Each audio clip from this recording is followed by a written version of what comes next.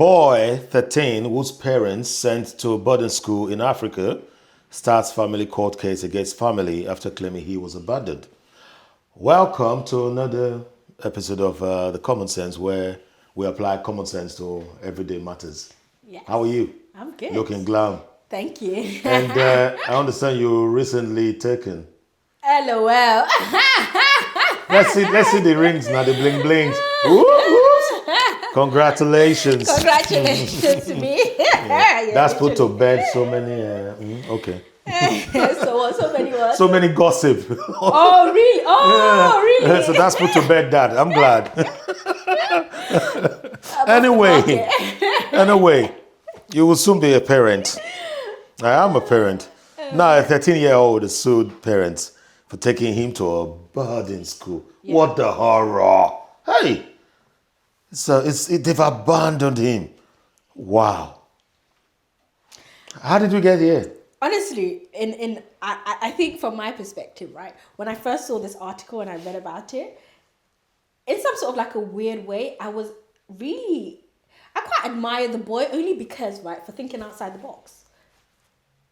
Okay. Because not I know this is the lawyer in me appreciating a kid doing something. You put that out there, the caveat. Yeah, I'm just putting that caveat out there because we all know so many young people who are shipped back home for various things. Ship has some real emotive to it. I know when they were sent back home for misbehaving, and purely because their parents were like, "You're getting involved in crime, in gangs, in drugs. I don't want you to be another statistic in the UK." Extracurricular activities. Yeah, so they always sent them back home. And I had never, ever, ever come across, and he's quite young, he's also 13, anybody that's ever thought, oh, let me bring a family court proceedings against my parents for abandoning me. So from that perspective, I was like, this kid is actually very smart for thinking about this. I think that's a testament to the parents as well. Yeah. That's what I believe. Mm-hmm. So it's a testament to the parent that they have a child who's that intelligent. Exactly. But it's just unfortunate. From my perspective, using the intelligence in a completely wrong way. But I still have to admire the fact they are the receiving end of this intelligence. Exactly. And that's just something that I just wanted to put that out there because I was quite impressed. But just to be on the ground. If this is what you see me, I don't know what I'm doing with my palm. If this was Nigeria, we would have slapped some sense into that 13-year-old head. Of course. But I don't even think that would cross your mind. To slap some sense into no, them. To even think of that. Yeah. I think it's a different way that you're raised back home. Yeah. Especially when you think about it, right? It's the fact that if your parents do something for your own best interest, nobody has the right to question them. This fits into what we were discussing here a couple of episodes ago. Yeah. Talking about a young man who was stabbed in Woolwich. Yeah. And we spoke about how if parents are looking to discipline their own children, states should support them and not be obstructive to that process. Mm-hmm. This would seem a parent is taking the decision to remove their son, or it doesn't say son, does it say son? Boy, yeah. Yeah, son. Taking their son, remove the son from a chaotic and a place where they think is going downhill, might be killed, to a safe place, a supposedly safe place. And now, with the help of the state, they're fighting the parent. Mm-hmm. It's counterintuitive. I don't know. I don't know how you speak that grammar. I think it's also when you have and I think sometimes, I don't know if this is a negative or a bad thing, but it's also, I think the UK very much has an approach of always looking at what the child wants and what the child needs. And sometimes I think what the child wants and need will be at odds with what their parents believe is in their best interest. And I think this case is a very clear example of that. And when I look at it and I consider it, I don't know how he's been able to get audience, purely because if you read into the case and you understand the background, the reason why the parents decided to take this decision was because of the path that he was going down. Mm-hmm. They were worried that he was getting involved in gangs.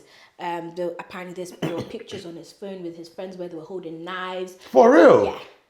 So it wasn't, I don't think that from that perspective as being an African parent, they're thinking, I need to remove you from this environment. Yes. Because this environment is and not I'll helping support you. That. I'll support which that. Which is why anytime. They sent him back home, actually. And I always say, to go to boarding school back home, it's actually that's actually an elite. It's an elite thing. It's an elite thing in the UK in the as UK. well. Yeah. So it's not as if Yeah. they've gone and put you in some village where they are saying No. that you need to trek 5 miles to go to school. And I haven't said that though. Even the state, Yeah. through one of their agents, the social workers, Yeah. social services, they do send kids back to their families' countries. Yeah. Nigeria, Ghana, Ivory Coast, they send. And they put them in schools where they claim is equivalent to what they were getting here in the UK. They send money, they do all of that. But because we have to place the kids in family, within family, so before you think of other ones, especially in cases of adoption. So if it's okay for a state to send our kids back, and in the case of immigration offenses, I've seen letters where they've advised parents to say, you should leave the country. And the parents will appeal against it and say, look, I can't leave this country because I've got right to family life. I've got children here who are 13, 10, 12. And the Home Office has come back to say, your children are young, they can start a new life in Nigeria. So why would they not allow this child to start at least a new life in Nigeria or wherever he is up to the age of 18 and then come back to the UK when he's fully formed enough to make decisions on his own? He's arguing that he's been abandoned by his family. What is that? Which obviously for me, I don't think is really abandonment is the right word to use, because I mean, if I send you to boarding school and I'm paying premium fees, how is that abandonment? I thought that's in the UK and in Nigeria, from my experience, sending your kids to boarding school is to have connections for future. Yeah. Because you'll be friends to children of prime ministers and kings and presidents and captains of industries. Yeah. So it's an elitist thing. So again, here's a child who's, I'm pretty sure, dumb on the aspect of knowing what life is all about, but intelligent in one way to be able to challenge, to call the consulate and all of that. Exactly. The consulate, fairness to them, it's a British citizen has approached them. They have a duty of care towards that child. But coming to this extent, is the state just only trying to use this woman as a scapegoat to say, yes, we do support our kids. Meanwhile, like I said earlier in some of the episodes, charity begins at home. The children here, we've not even fully support them. Exactly. We're dragging one back from wherever they send them. So, and I think once again it's counterproductive. Also, exactly, and it's also once again the state, I guess, interfering, because it talks about to what extent that I get to exercise my parental responsibility without the state interfering. Because if, God forbid, I always say, if anything had happened to that child whilst they were still in the UK and in the wrong, all they're going to get is rest in peace. We're so sorry. Flowers by the pavement. Flowers by the pavement. And mom and dad will be cursed. And once again, when we're talking about the previous case, where we're saying that the mother was adamant that she knew that this was going to happen. So I guess from their perspective as parents, they were watching this child spiraling out of control, and they're like, what can we do? Remove them from the environment. And they do that, and then they're not being supported in their decision. But then on the flip side, where you have a parent who then leaves the child to the devices, then people turn around and say, oh, but what was this parent doing? Yeah, exactly. Why did they not do X, Y, Z? Exactly. But now you have a parent who's taking active steps to prevent that. To prevent that. But then people are also now castigating them because they've abandoned their child. So it's almost as if you cannot win either way.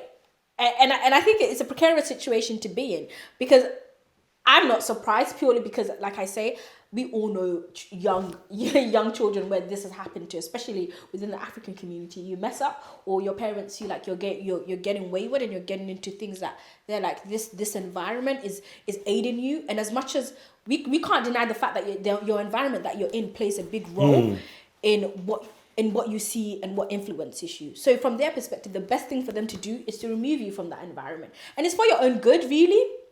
And I still don't understand how it's being seen as a negative thing. But I don't know if perhaps I'm looking at it from a different... No. So I don't know what you're looking at it from a fine view. The barristers for the boy claim his parents physically and emotionally abandoned. So as this open can of worms for children of British parents equally who go to boarding school in this country to say, hang on, perhaps I have been emotionally abandoned too. I can take my mom and dad to court because I never signed up to this. Are we talking about something of consent? What's the age of consent to this sort of stuff? Because children will go to elitist boarding houses, school. Yeah, I don't think they consented to it at all. But their parents wanted something good for them. Yeah. So perhaps this has opened the whole kind of worms and... Yeah, possibly actually. And there might be a lot of civil cases coming up. You're a lawyer. Tell us. I didn't think about it from that perspective, purely because, and maybe it might be the way that this is being framed. Perhaps because it's a boarding school in Africa. Again, so could that be judgmental, stereotyping? Yes. Thinking, oh, physical and emotionally abandoned, 6,000 miles away. Nigeria is a rubbish place, blah, blah, blah. Could that be the reason why they're doing this? Possibly. Because I don't think there would be the same reaction if that child was placed in a boarding school, in the UK. I see. I never thought of that, but that's true. Because I always say that there's generally, especially within the press and within Western community, I don't think we can get away from the fact that there is a negative view and connotation with a view of the continent, even without people having visited it or been in any of the countries within Africa. There's always like a negative view about it, and I always say in exactly the same way that in the Western world you've got poor communities and you have rich communities. It's exactly the same in every single country. But let me quickly call you short. You can see me smiling. Yeah. Just come across something. He said the boy was described in court as very polite and articulate. Great.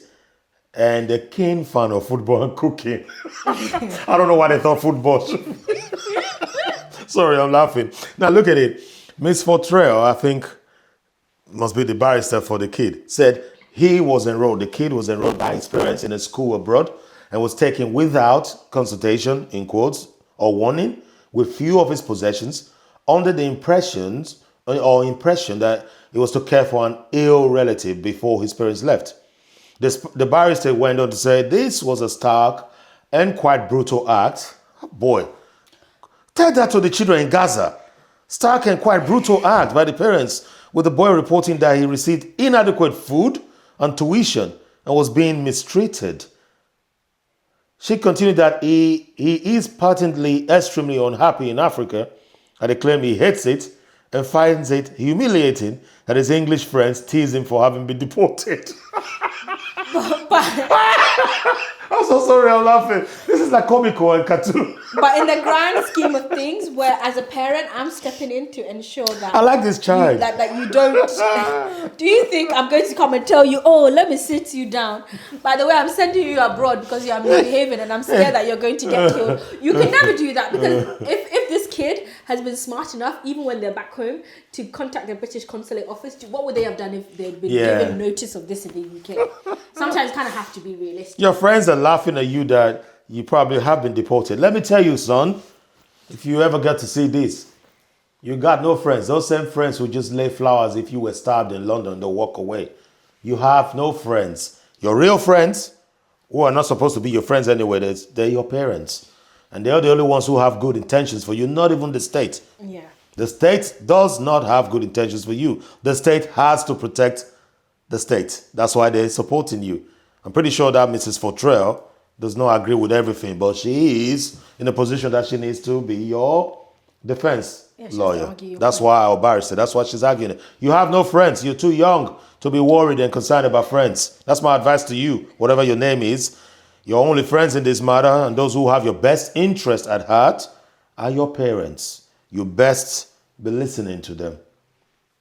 That's what I'll be saying to this kid. Yeah, no. If he was a relative. No, I take the point. And I mean, I think that should be the advice that he should be getting. But then, just on the flip side of how then, I guess from the perspective of considering what the child wants and what the child needs, to what extent does that overbear parental responsibility? Or do you think that there can never be instances whereby, because in family court, they do talk about, oh, what does the child want? What do they need? Of course, we listen to the child. Definitely, we do listen to the child. Look, we've been talking about this for a while now. Don't get me wrong. I'm really, really not understanding whether I can use deception from a child who is even 15, for example, a son who's 15, and take him to Nigeria without giving him the full information. Is there a law against that? I don't think so. No, I don't think so. I want to get you from A to B. Yeah. I can tell you all sort of lies to get you there. Yeah. We do it in relationship, for Christ's sake. Most of us who were married, that's why we got our partners anyway. We had to lie. We didn't tell them the truth. Some people said their father were the ambassadors of Mexico. People say all things they want to say. What I'm trying to say is, I want us to be within the law. So they've told their son who's 13, son, Yeah. Auntie Meg is not well. Yeah. We're going back home. Did they say to that child that he was going to be the carer for Auntie Meg? That would be outright wrong. Yeah. That would be a young carer thrown into a situation that he's not really equipped for. So my question to you is, will it be wrong for me to use deception to get my child back to Nigeria and just living there with family? And say, son, I'm coming back, we're going to Abuja for 3 days and run. Would that be illegal? Would that come under like kidnap or any of that? No, I guess once again, I think I would want to consider what the intentions are, what the reason is for doing so. I think that's the main thing. If it was to protect you. So it's the end game. Yeah, it's what the end goal is. That's the way that I think about it. It wouldn't, if it was just a matter of me doing this because I don't want the responsibility of looking after a child anymore. That's completely different. But if it's because I'm actually worried about your safety and I'm doing this so that you don't get harmed or you don't get involved in something that leads to a certain outcome which won't be beneficial for you, I don't think in those instances you can really say that, oh, what you did was, quote, wrong. And there's been success stories. I don't know if you remember this musician, or you call him musician. It was part of this boy band. Who? It was a black boy, I don't know. There was a boy band called Blue. I remember Blue. Is there somebody called Simon Webb? Yeah. Am I just making stuff up? Yeah, no, you're not making stuff up. No, there is. I remember Blue. So there was a dude, a black dude, yeah, the bald one. who went to, he did say his parents or mom took him back to their country in one of the Caribbean nations. Yeah. And he said, that changed my life because I was going down here in London or in England. That changed his life, changed his perspective because he saw people who with real suffering, things that he took for granted. He actually fetched water on his head. He was describing these things. And he said that really formulated his early life and gave him the grounding to become who he was and to then care for his daughter. I think at the time it was his daughter's birthday and he bought out and sold that cinema for the daughter and the friends to go. That's when he said that. So there are success stories there. And growing up too, in Nigeria, there were loads of our daughters and sons of our cousins who came from abroad and they left them behind to give them that early training. And later on in years, they came back to the UK. I haven't really denied them much. That really was the key. Also, there's a big thing going on as well with our brother, one of the actors. I met him the other time. We took some pictures together. I've forgotten his name. A Yoruba actor. He's very big, Hollywood and all. He's one of those children who his mom and dad came into school. They couldn't afford. So England does this. They took those children from there and gave them away to... I've forgotten the name they called that. I know there's a movie on it. There's a movie I was with the actor not too long ago. They went into foster care. Not even foster. There's a name they called it. They just take them. Yeah. Like, oh, we can't take care of these children. We're going there. So those children where they had different... So you know what I'm talking about. Yeah, I do know. Because there was a movie on it recently, actually. Yeah. If why I'm bringing this here is, for me, if I was struggling, my child or my boys and my girl were becoming unruly, and I saw that they were going where I really could not handle them. If you ask me, would you prefer the state to intervene, or would you prefer back home intervention? I would tell you back home, because I've got family members back home that they can go back and live with while I send money for them to keep up with the same or similar lifestyle that they have here. I would be putting them in boarding schools. I will give them drivers. I will give them a decent house with generators.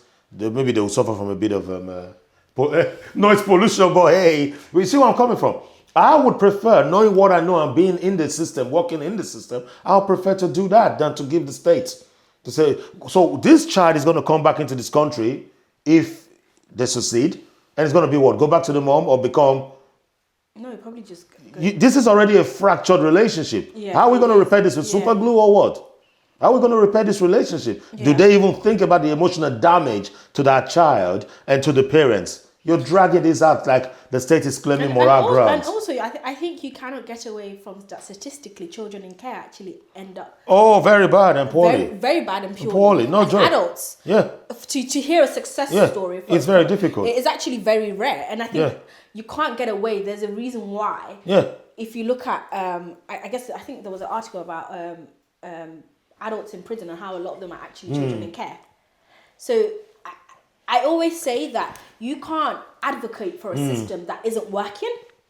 So if statistically children in care are ending up as I don't like using this word, as problematic adults, why then would you want to advocate to put someone's child into that system, a system that you all know clearly isn't working?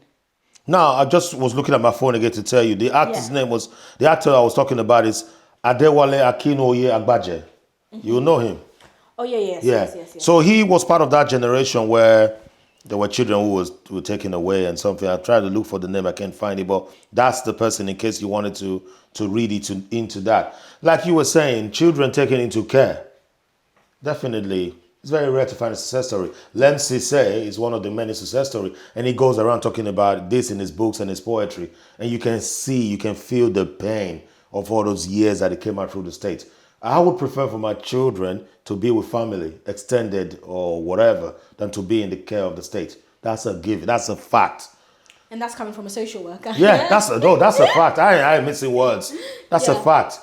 And this is probably my will I'm stating on for the whole world to hear. If that time ever came, they will be with extended family, far away, 6,000 miles plus in Nigeria, than to be in the care of the state, especially not the UK. No way, that's true.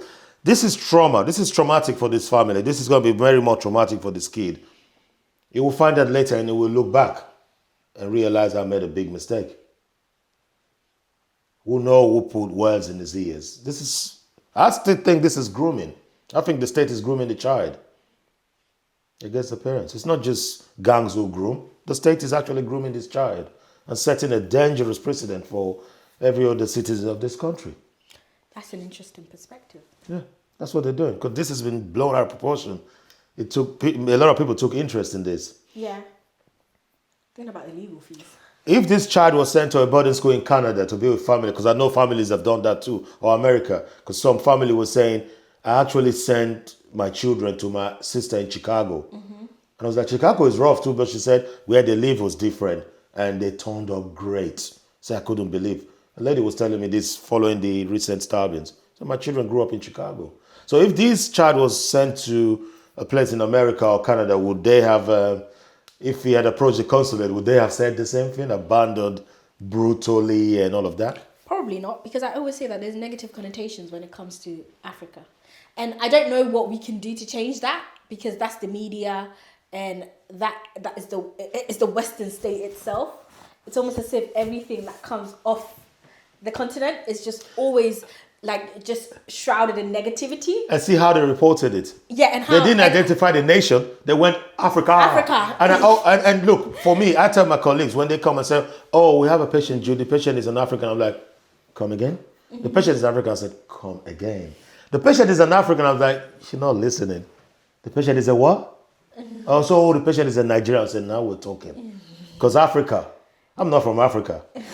Why did you just tell me as an adult? I just see white people and say, oh, it's a European. No, you must come from a place. So there's a reason they reported like that. Yeah. That negative connotation is for the whole Africa. But come on, man. But you're absolutely right. It's not about negativity for us only. There's a lot of positive stories. There is. Success stories. And that's not on the... Because I know people that have been sent back home who have turned out great. Loads and of their success parents stories. Constantly say that if they hadn't done that, their life would have taken a different trajectory, purely because of the type of company that they were keeping and what they were getting involved in. So I think when we look at these cases, we can't look at it in isolated incidences. I think we also have to look at all of the other ways, because this is not anything new, by the way. No, it's not. No, being sent back home because it's not the first time you've been misbehaving, or because you've gone into the wrong company, or because of a lot of parents within our communities have had to do this to protect their children. This is the only solution. You know, remember the last episode we were saying some parents are really not aware of of the laws of the land. Yeah. Not a fault of theirs, but also they need to try and seek. course, yeah. We have lawyers in our community. I know there's some. I'm not a slight on you. They're very expensive sometimes. Only for a call out, they're charging me 200 quid. Anyway, we have lawyers in our community. We go to churches. We go to mosque. Please, parents, reach out to your fellow parents and fellow people who look like you in your community and ask questions. I'm a social worker and I'm always open. Recently on the social media, a parent came to me. She's Ghanaian. Just a couple of days ago, and I've sorted her out already. And she came back and said, "Thank you very much. The council is not listening to me because of your advice." I always put myself there. So I'm saying there are professionals within our community. Speak to them in the church, your local area, in the mosque, your temple. Look, I'm going through this. If I did this, seek advice, because now this has just been blown out of proportion. Something that you thought was a good intention. I know not all roads to help have a good intention, but this was genuinely good intention to straighten your child. Because only God knows the reports. I would love to hear from the school what reports they have, how many times they've called mom and dad to the school. And that is frustrating in itself. If you keep calling parents to the school for bad behavior, how long can you do that? It's disrupting So for us, please, we've got a place we call home away from this home. And we will always reach out to that home for support. It's not because we're running away from something. It's just that that's where we have support as well. So the state should understand that and probably stop having this opinion, this Eurocentric view of our place, and sit down with us and say, how can we support you in that? Because social services clearly do send children back to Nigeria, Ghana, Ivory Coast, South Africa, and spend thousands of taxpayers' money on that. Now, a parent has done that by themselves, and we're fighting them. On that note, I think we've added our own 2 bit of common sense to that. Until we see you again next time.